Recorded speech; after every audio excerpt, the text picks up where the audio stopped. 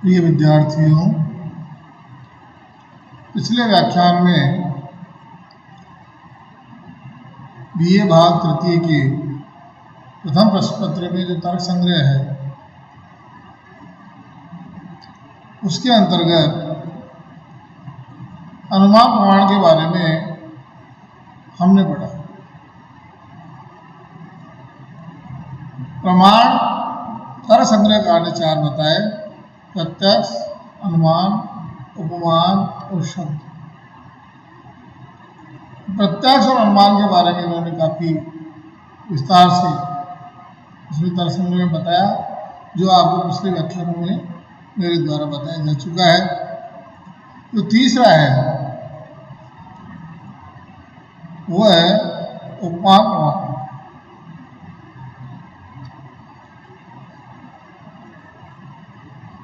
उपमान प्रमाण जो है वो अनुमान के पश्चात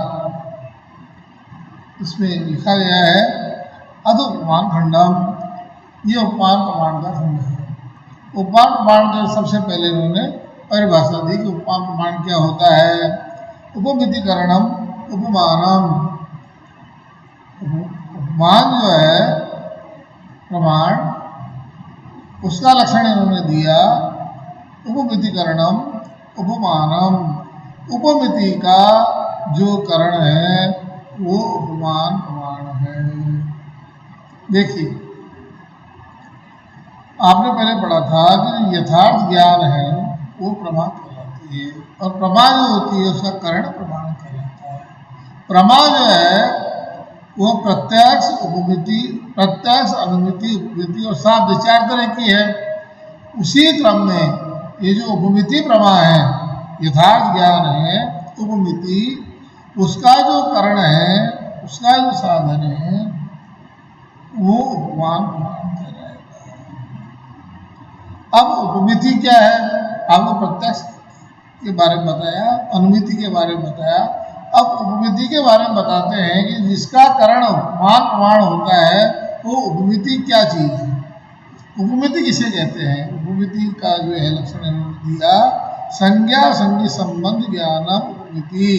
संज्ञा और संगी यानी नाम और नामी, पद और अर्थ, यानी जिसका नाम है, ठीक है, और जो नाम है, तो नाम और जिसका नाम है, नामी है, उन दोनों के बीच में जो संबंध है, वाच्य वाचक भाव संबंध आप उसे मान सकते हैं। वाचक तो जो उसका है वाचक संज्ञा, ठीक है, और संगी वाच्य। तो इन दोनों का जो संबंध है उसका ज्ञान वो कहलाता है उपमिति। इन दोनों के संबंध का जो ज्ञान है, वाच्य वाचक का मान लीजिए, नाम और नामी का मान लीजिए, ठीक है, इसे उपमिति कहा जाता है। तत्करणम उपमानम, और उसका जो करण है किसका? उपमिति का, वो उपमान है, उपमान प्रमाण कहलाता है। इन्होंने बताया कि संज्ञा और संगी के संबंध का जो ज्ञान है उसे उपमिति प्रमाण कहा जाता है। यानी नाम और नामी या वाचक और वाच्य, इनका जो संबंध है उसका ज्ञान हो जाए तो वो उपमिति कहलाता है। और उसका जिसके माध्यम से ज्ञान होता है वो करण, उसका जो करण है जिसके माध्यम से उपमिति का संज्ञा और संगी के संबंध का ज्ञान होता है, वो करण जो है वो उपमान प्रमाण कहलाता है। अब जैसे इन्होंने उदाहरण दिया, अतिदेश वाक्यार्थ स्मरणम अवान्तर व्यापार है। इसमें एक खास बात है उपमान प्रमाण में कि इसमें सीधा सीधा कुछ भी नहीं होता है, सीधा सीधा अनुमान भी नहीं होता है, सीधा सीधा प्रत्यक्ष भी नहीं होता है, बल्कि जो अतिदेश वाक्य होता है उसका अर्थ स्मरण वो अवान्तर व्यापार होता है। अतिदेश वाक्यार्थ का स्मरण जो होता है वो अवान्तर व्यापार कहलाता है। यानी इसमें अवान्तर व्यापार की आवश्यकता है। उपमिति जो प्रमा है वो होती है अतिदेश वाक्यार्थ के स्मरण के पश्चात। अतिदेश वाक्यार्थ जो है उसका स्मरण करना उसके अर्थ का स्मरण करना जब तक नहीं होगा, उसका स्मरण जब तक नहीं होगा, तब तक उपमान प्रमाण उपमिति नहीं करा पाएगा, यानी उसका ज्ञान नहीं, संज्ञा संधि संबंध का ज्ञान नहीं करा पाएगा। तो उपमिति जो है उसके लिए जरूरी है कि उपमान प्रमाण तभी ही उपमिति का ज्ञान करा पाएगा जब अतिदेश वाक्यार्थ का स्मरण होगा। तथा ही, अब जैसे इसको अतिदेश वाक्य क्या है और उसका वाक्यार्थ का स्मरण कैसे होता है, इसका उदाहरण इन्होंने बताया। तथा ही जैसे गवय शब्दवाच्यम अजानन कुतश्चित आरण्य प्रसाद दो सदृशो गवय इति श्रुत्वा वनम। कोई व्यक्ति जो गवय शब्द का अर्थ नहीं जानता, गवय किसको कहते हैं, गवय नाम तो नील गाय मान सकते हैं आप। नील गाय किसे कहते हैं, नील गाय नाम तो सुन लिया, लेकिन नील गाय कैसी होती है, उसका वाच्य कैसा होता है, नील गाय क्या है, कैसी है, इसको कोई आदमी नहीं जानता, ठीक है। और किसी जंगल में रहने वाले आदमी से, अरे जो लोग खेतों में रहते हैं, जंगल में रहते हैं, उनसे पूछ लिया भाई नील गाय कैसी होती है, तो कुतश्चित आरण्य का पुरुषार्थ वो सदृशो गवय। तो उस आरण्य पुरुष ने जंगल में रहने वाले आदमी ने जिसे नील गाय देखी है, वो उसको बता देता है कि गो सदृशो गवय, गाय के समान ही गवय होता है। यानी नील गाय और गाय में ज़्यादा फर्क नहीं है, जैसी गाय होती है वैसी नील गाय होती है। अब गाय चूंकि उस व्यक्ति ने देखी हुई होती है, गाय तो अपना गाँव और उसमें भी रहती है, ठीक है, गांव शहर जहाँ भी है गाय को सब जानते हैं। तो जो जंगल में रहने वाला आदमी है, उसने जो नील गाय को नहीं जानता, उस आदमी ने जब पूछा कि नील गाय कैसी होती है, तो उसने उसका जो है सीधा सीधा बताया कि तुमने गाय देखी है, हाँ देखी है। तो जैसी गाय होती है वैसी वैसी नील गाय होती है, ये उसने उसको बता दिया, ठीक है। इतने सूत्रा, अब ये उसके दिमाग में बैठ गई कि जो गाय जैसी है वही नील गाय है। अब वनम गतो, फिर जब वो जंगल में जाता है, वन में जाता है, तो वाक्यार्थम स्मरण, वो वाक्य का अर्थ कि गाय के समान ही नील गाय होती है, इस वाक्य के अर्थ का स्मरण करता हुआ सामने गो सदृश पिंडम पश्यति, जो ही गाय के जैसी कोई प्राणी, गाय के जैसा कोई प्राणी देखेगा, तो तदनंतरम उसके बाद असौ गवय शब्द वाच्य कि यही नील गाय है, उसने बताया कि नील गाय गाय की जैसी होती है। तो जो ही वो गाय के समान किसी प्राणी को देखता है जंगल में जाकर के, तो वो ये समझ जाता है, पहले तो उसका स्मरण होता है कि उसने ये कहा था कि जो गाय के जैसी है वैसी ही नील गाय होती है। तो उस वाक्य का उसके दिमाग में जो है स्मरण होता है, उस स्मरण के साथ साथ वो उसको देखता है, गाय के सदृश पिंड को देखता है। तो उसके बाद देखते ही उसके दिमाग में एकदम जो है वो ये आ जाता है कि ये जो सामने प्राणी है ये नील गाय है, इसी को गवय कहा जाता है। इति उपमिति उत्पद्यते, ये उपमिति उत्पन्न होती है। उपमिति यानी यथार्थ ज्ञान। देखिए नील गाय उसने कभी नहीं देखी, जिस व्यक्ति ने कभी नील गाय नहीं देखी है वो नील गाय को पहचान जाता है कि अमुक प्राणी नील गाय है। कैसे? न तो उसने देखा, देखिए नील गाय उसने कभी नहीं देखी तो आप प्रत्यक्ष प्रमाण काम नहीं करेगा।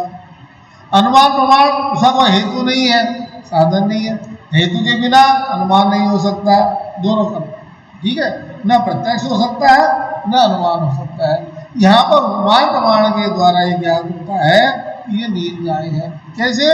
क्योंकि अगर मान लो कोई व्यक्ति जिसने नील गाय नहीं देखी है वो जंगल में जाता है और पूछ लेता है किसी जंगल में रहने वाले आदमी से, भाई नील गाय कैसी होती है, तो वो व्यक्ति बता देता है तुमने गाय देखी है, जैसी गाय होती है वैसी नील गाय। तो ये अतिदेश वाक्य है। अतिदेश वाक्य का मतलब है कि गाय जो है उसने देखी है, उस वाक्य को उसमें घटित करेगा, इसमें नील गाय में। तो अतिदेश वाक्य के अर्थ का स्मरण करता हुआ जब वो कहाँ जाता है, जंगल में जाता है और गाय के समान किसी प्राणी को देखता है कोई समझ जाता है, उसके दिमाग में जो है वो बात पहले से बैठी हुई है कि गाय के जैसी ही नील गाय होती है। अब गाय तो है नहीं, कोई गाय होती तो पहचान जाती गाय है, लेकिन वैसे के वैसे अगर मान लो प्राणी है तो ये समझ जाता है कि ये नील गाय है। तो ये अमुक वस्तु, अमुक प्राणी, अमुक पिंड जो है वो नील गाय है, ये ज्ञान कैसे हुआ उसको? ये उपमिति ज्ञान हुआ। क्यों? किसके द्वारा हुआ? उपमान प्रमाण। गौ सदृश यानी गाय के समान, गाय के उपमान वाले गाय के समान ही गवय, ठीक है, ये उपमिति ज्ञान हुआ। इस गाय के समान ही नील गाय है, ये अधिदेश वाक्य के द्वारा जब उसने सामने प्राणी को देखा, किसी प्राणी को देखा, उसने घटित किया कि अमुक जो प्राणी है ये गवय शब्द का वाक्य है, तो गवय यही नील गाय है, ये उसको ज्ञान हुआ, ये उपमिति है। ये नील गाय है, ये प्राणी नील गाय है, ये उपमिति ज्ञान हुआ। कैसे हुआ? उपमान प्रमाण के द्वारा। उपमान प्रमाण क्या हुआ? इस उपमिति का जो करण क्या, वो अतिदेश वाक्यार्थ का स्मरण उसने किया और उससे उसको संज्ञा और संधि संबंध का ज्ञान हुआ, तो ये उपमान प्रमाण हुआ। अब आपका ये उपमान प्रमाण समाप्त है, ठीक है। तो 3 प्रमाण हो गए आपके, प्रत्यक्ष प्रमाण, अनुमान प्रमाण और उपमान प्रमाण। तो इन तीनों प्रमाणों में जो प्रमा है और प्रत्यक्ष, अनुमिति और उपमिति है, और इन तीनों के जो करण है वो प्रत्यक्ष, अनुमान और उपमान है। ये आपके आज के व्याख्यान में आपने पढ़ा है, ठीक है। इसके बाद अगर आप देखें तो शब्द प्रमाण आता है, अंतिम जो है शब्द प्रमाण है। शब्द प्रमाण के बारे में इन्होंने बताया है अब शब्द संगम कि अब हम जो है शब्द प्रमाण के बारे में बात करते हैं। अब शब्द प्रमाण क्या है? देखिए, कुछ प्रमाण, कुछ वस्तुएं हैं जो वेद है, जैसे वेद है मान लीजिए, तो उसमें जो लिखा है जैसे स्वर्ग है, नर्क है या परमात्मा है, ईश्वर है, इनके बारे में हमने कभी देखा तो नहीं, इनमें लिखा क्या हो नहीं सकता, अनुमान इसलिए नहीं हो सकता कि इन्होंने प्रत्यक्ष किया है नहीं है तो अनुमान कैसे होगा? उपमान के समान कोई वस्तु है ही नहीं, तो उपमान प्रमाण भी नहीं हो सकता। तो इनके लिए शब्द प्रमाण माना गया है। जिस वस्तु को या जिस वाच्य को, जिस वाच्यार्थ को, जिस वाच्यार्थ, जिस चीज को, जिस वस्तु को, जिस वाच्यार्थ को हम समझना चाहते हैं, ठीक है, वो वाच्यार्थ अगर मान लो प्रत्यक्ष, अनुमान और उपमान से सिद्ध नहीं होता तो फिर उसका एक ही साधन बचता है, शब्द प्रमाण, यानी शब्द के माध्यम से। शब्द क्या है? इन्होंने परिभाषा दी है आपको वाक्य, आपके वाक्य के द्वारा। भाई जो चीज हमने देखी नहीं है, अनुमान नहीं किया है, उपमान उसका नहीं हो सकता, तो फिर उसका एक ही प्रमाण हो सकता है, शब्द प्रमाण, ठीक है। अब उसका शब्द प्रमाण जो है उसका लक्षण बताते हैं। आप वाक्य शब्द है, आप वाक्य को शब्द कहा जाता है। अब आप तो किसे कहेंगे? आपको विश्वास प्राप्त या विश्वास, तो विश्वास किसको मानेंगे? ये कहते हैं आप वस्तु यथार्थ वक्ता।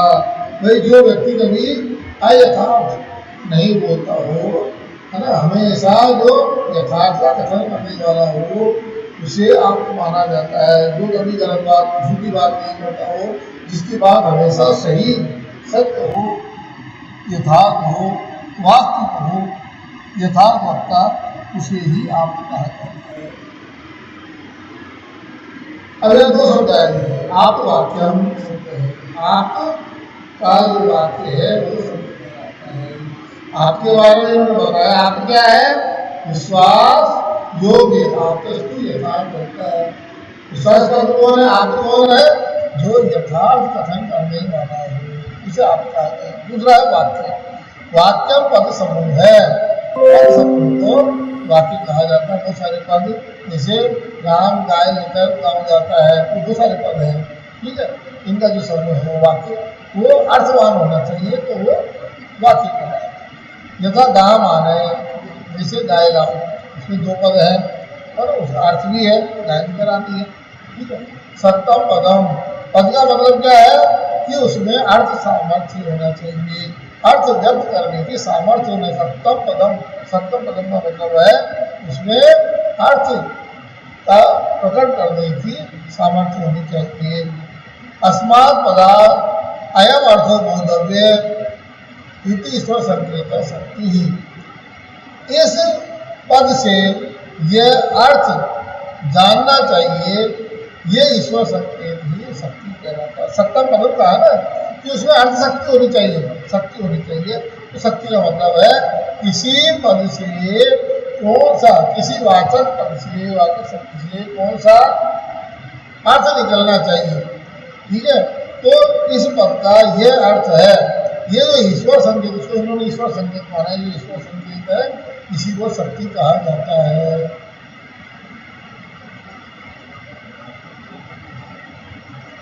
ठीक है। अब वाक्यार्थ जो ज्ञान होता है उसके लिए कहते हैं आकांक्षा योग्यता सन्निधिश्च वाक्यार्थ ज्ञान हेतु। वाक्यार्थ का ज्ञान जो होता है उसमें तीन चीजें चाहिए, आकांक्षा, योग्यता और सन्निधि। पदस्य पदांतर व्यतिरेक प्रयुक्त अन्वया अननुभावकम तत्व आकांक्षा, यानी एक पद के बाद दूसरे पद को प्रयुक्त करने की इच्छा, कि जैसे गाय बोलते हमें ये उत्सुकता होती है गाय के आगे क्या बोलना है, आने, ठीक है, गाय ले आओ या गाय ले जाओ, ठीक है। तो एक पद बोलने के बाद दूसरे पद की जो इच्छा है, ठीक है, वो आकांक्षा कहलाता है। और तीसरा है अर्थाभाव, अर्थ का बाद नहीं होना चाहिए, उसे योग्यता। जैसे अग्निना सिंचती, आग से सींचो, या आग से सींचता है, वहाँ पर वाक्यार्थ नहीं बनेगा, क्योंकि आग कभी सींचने का काम नहीं कर सकती, वो अर्थ में बाधा आती है। तो अर्थ का बाद नहीं होना यही कहलाता है। आगे कहते हैं पदानाम अविलंबन उच्चारणम सन्निधि, जो सन्निधि है, आकांक्षा हो गया, योग्यता हो गई, ठीक है।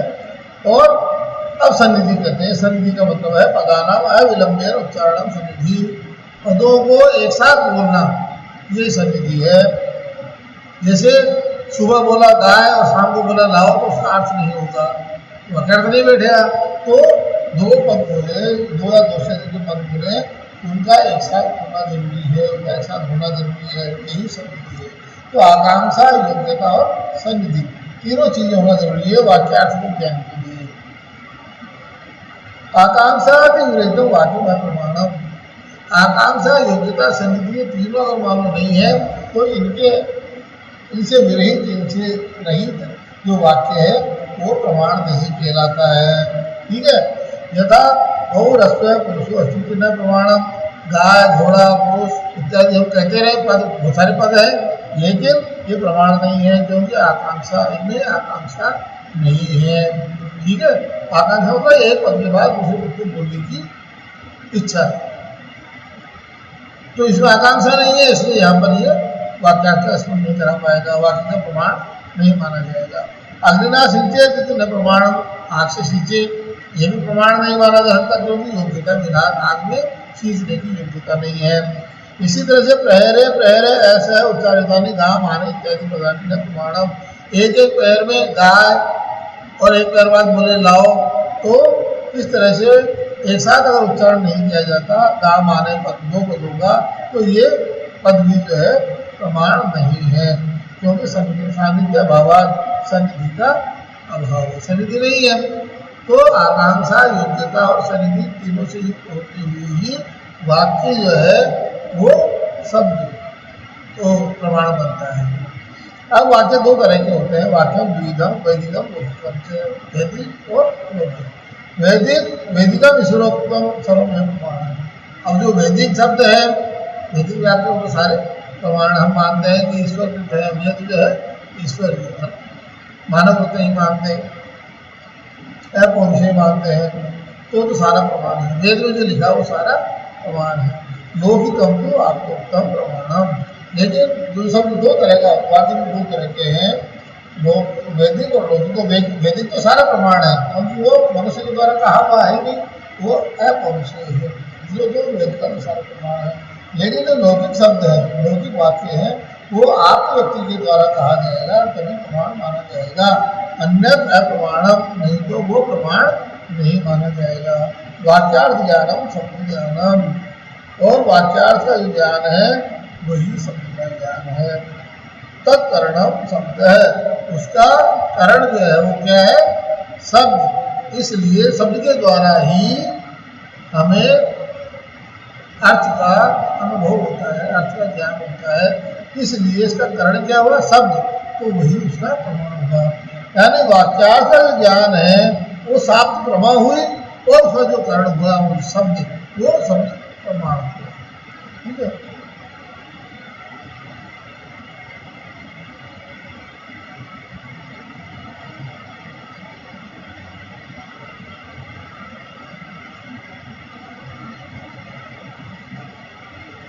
ये आपका जो है शब्द प्रमाण वो पूर्ण हो गया। ये आपका प्रमाण और शब्द प्रमाण के बारे में आपको आज बता दिया। शेष अगले व्याख्यान में।